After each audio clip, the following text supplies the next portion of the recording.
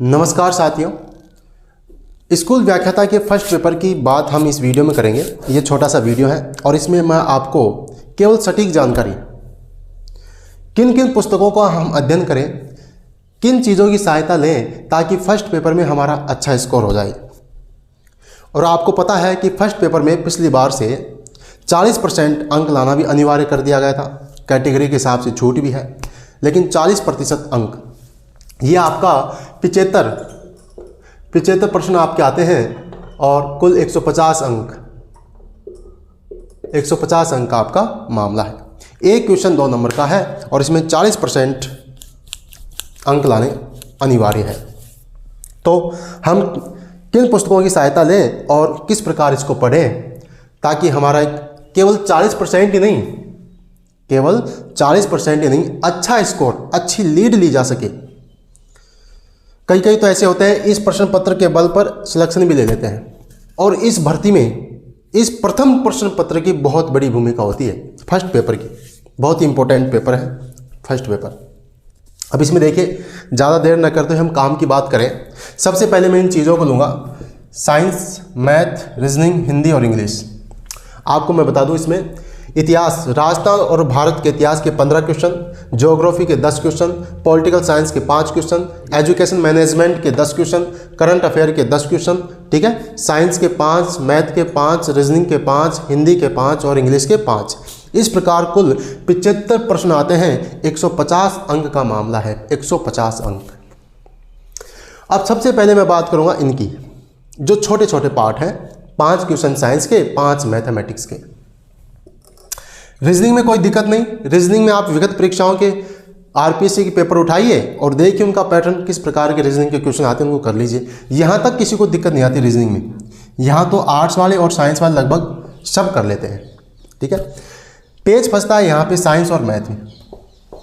पहली बात तो आपको मैं बता दूँ स्पष्ट रूप से कि फर्स्ट ग्रेड हो, ग्रेड सेकेंड हो, कोई सी भर्ती हो, जिसमें यदि सिलेबस लंबा हो, पाठ्यक्रम लंबा हो ना, आप एक ही टॉपिक को बहुत ही गहराई में पढ़ने की बजाय पाठ्यक्रम के सभी टॉपिक को समान रूप से तैयार कीजिए।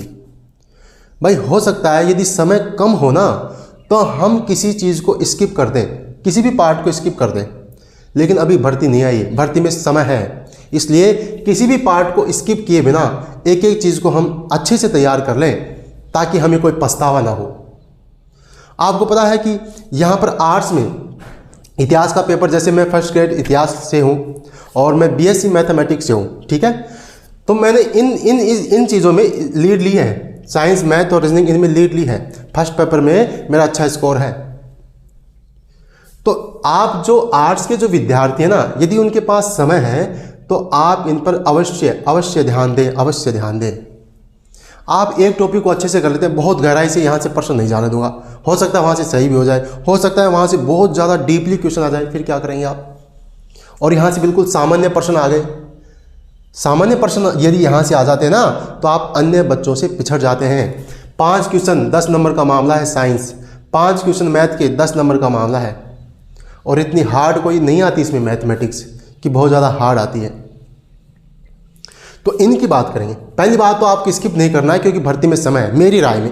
बाकी सबकी अलग अलग स्ट्रेटजी होती है, अलग अलग रणनीति होती है। मैं तो कहूँगा इनको स्किप ना करें।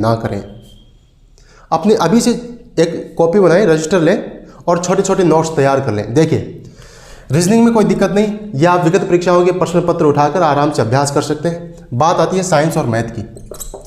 इसके लिए एक तरीका तो यह है कि आप एनसीईआरटी उठाएं।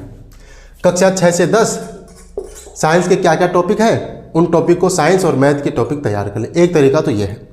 बाकी मैंने एक चीज़ ये सोची है कि इनके लिए साइंस और मैथ एक टॉपिक आरपीएससी के पैटर्न के हिसाब से गणित के 5 क्वेश्चन और साइंस के 5 क्वेश्चन मैं आपको इस यूट्यूब चैनल पर तैयार करवा दूँ। अपने इस यूट्यूब चैनल पर साइंस और मैथ के दोनों क्वेश्चन, 5 क्वेश्चन ये और 5 क्वेश्चन तैयार करा दूँ। साइंस में तो पिछली बार देखो 3 क्वेश्चन आए थे और 3 क्वेश्चन बहुत ही हार्ड थे, इजी नहीं थे। न्यूमेरिकल आई थी फिजिक्स केमिस्ट्री में से। लेकिन जो मैथ के 5 क्वेश्चन है ना, ये आप आराम से कर सकते हैं, बहुत ज़्यादा हार्ड नहीं है। मैथ केवल अभ्यास से आती है, प्रैक्टिस से आती है। मैं पढ़ाऊंगा आपको, मैं तैयार कराऊंगा ये 5 क्वेश्चन साइंस के 5 क्वेश्चन और ये 5 क्वेश्चन मैं आपको तैयार कराऊंगा, जैसे मैंने किए बिल्कुल नोट्स बना के एकदम बिल्कुल सार रूप से एकदम सही तरीके से। आप 1-2 क्लास लेके देखना, आपकी बिल्कुल 10 क्वेश्चन आपको तैयार करवाएंगे। आर्ट्स वाले विद्यार्थी जो साइंस वालों से पिछड़ जाते हैं उसकी भरपाई मैं करवाऊंगा आपकी यहाँ पे, आप मुझ पर विश्वास बनाए रखें। या तो कक्षा 6 से 10 NCERT की बुक उठाएं, उनमें से एक एक टॉपिक पाठ्यक्रम के हिसाब से तैयार करें, या आप मेरे इस चैनल से जुड़ जाएं, मेरे साथ रहें, मैं तैयार करवाऊंगा। ठीक है। दूसरी बात, रीजनिंग आप विगत परीक्षाओं के हिसाब से देख सकते हैं।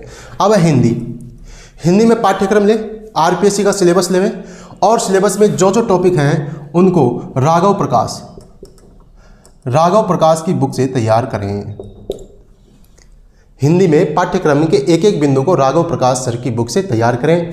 इंग्लिश रस्तोगी सर की बुक आती है, रस्तोगी। तो मैं आपको ये कहूँगा, ये चीज़ें तो मैं आपको तैयार करवा दूँ। आर्ट्स वाले भाई, मैं तो साइंस का था, मैथमेटिक्स से था, इनको मैंने कर लिए, आपको मैं तैयार करवा दूंगा, या NCERT के हिसाब से कक्षा 6 और 10। हिंदी में राघव प्रकाश 5 क्वेश्चन, वहाँ से टॉपिक ढूंढ लें। इंग्लिश के लिए रस्तोगी सर की बुक है, उसमें से टॉपिक आप ढूंढ लें। और सुनिए, एक एक टॉपिक है, अभी से आपको क्या पढ़ना है, लास्ट टाइम में आपको क्या पढ़ना है, इस चीज़ को, इन चीज़ों को आप तैयार करें। एक रजिस्टर बनाएं, फर्स्ट पेपर इन सबको एक साइड में, साइंस के ये, मैथ के ये, हिंदी में ये, इंग्लिश में ये, बस उनको पढ़ते रहे 1-1.5 घंटा आराम से। मैथमेटिक्स में 5 क्वेश्चन आएंगे, प्रत्येक जो भी आपका जो टॉपिक दिया हुआ है उसके हिसाब से एक एक टॉपिक करवा दूंगा। उसके छोटे छोटे हर टाइप के क्वेश्चन आप तैयार कर लें, नोट्स बना लें, उनका रिवीजन कर लें, अभ्यास कर लें आराम से। आपने खूब मैथ पढ़ी होगी, मैं पढ़ाऊंगा आपको 5 क्वेश्चन, देखना आपको बिल्कुल आराम से कर देंगे आप। अभ्यास से सब संभव है, अभ्यास से सब संभव है, मुश्किल कुछ नहीं है। जब आपने ठान लिया ना कि मुझे व्याख्याता बनना है तो बनना है, बस आंखों ने अरमान लिया, मंजिल को अपना मान लिया, फिर आसान क्या और मुश्किल क्या, बस ठान लिया तो ठान लिया। यदि विद्यार्थियों, साथियों, आपने यदि ठान लिया है ना कि मुझे व्याख्याता बनना है, तो आप बन के रहेंगे।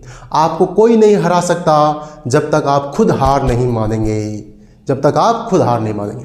तो इनको आप तैयार करें, मेरी राय में इनको आप न छोड़ें, स्किप मत करना। ठीक है। अगली बात, फर्स्ट पेपर में इतिहास, राजस्थान इतिहास, कला, संस्कृति और भारत के इतिहास, जिसमें कुछ टॉपिक हैं, इसमें से 15 क्वेश्चन, कितने क्वेश्चन, 15 क्वेश्चन आते हैं। अब कोई फिक्स भी नहीं है, 1-2 क्वेश्चन ऊपर नीचे भी हो जाए, लेकिन 15 क्वेश्चन आते हैं।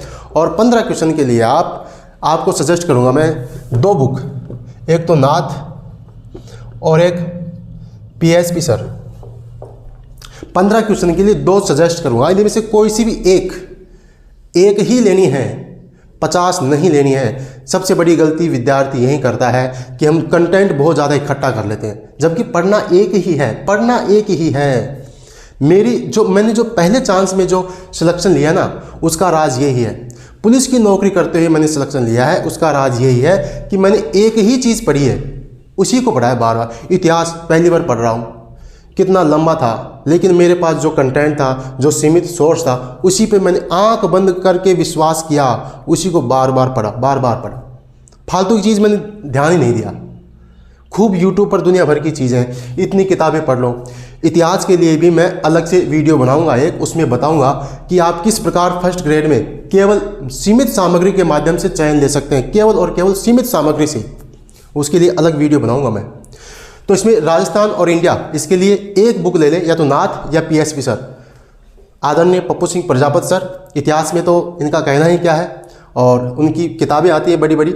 आप फर्स्ट पेपर के लिए इनकी बुक आती है, या फिर नाथ, पवन भवरिया सर और पप्पू सिंह प्रजापत सर बड़े ही विद्वान और बड़े ही मेहनती और बड़े ही कर्मठ योगी हैं, उनको मैं प्रणाम करता हूं। आप इनमें से कोई सी भी एक चीज़ ले लें, आराम से उसको पढ़ें।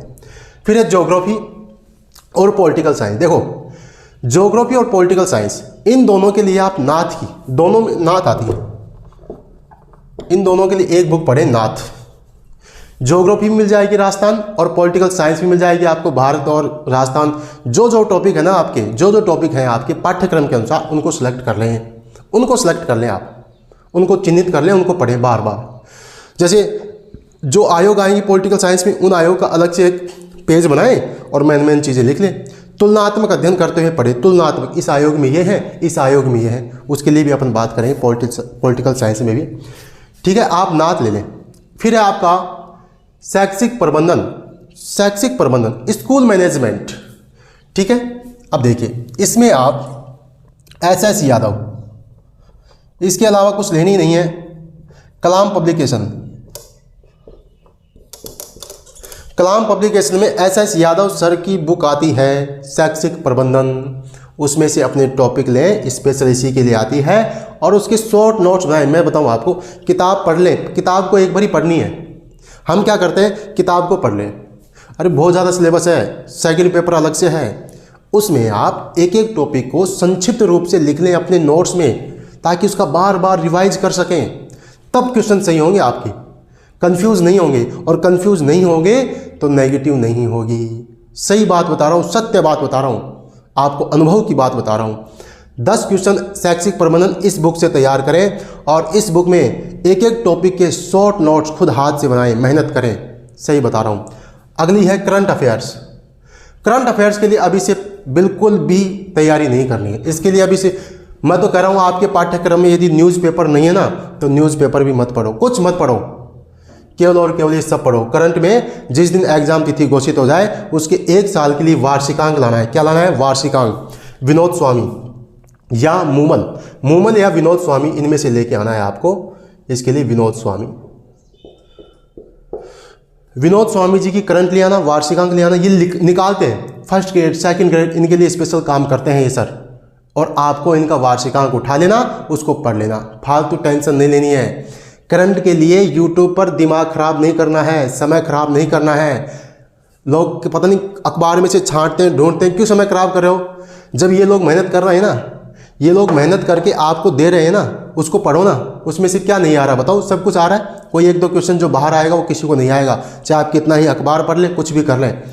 केवल और केवल वार्षिकांक पढ़ें। विनोद स्वामी, मूमल, करंट। शैक्षिक प्रबंधन में कलाम, SS यादव, शॉर्ट नोट्स बनाएं। पॉलिटिकल साइंस और ज्योग्राफी के लिए नाथ पब्लिकेशन, केवल और केवल एक ही बुक पढ़नी है, नाथ, इसमें से शॉर्ट नोट्स बनाएं।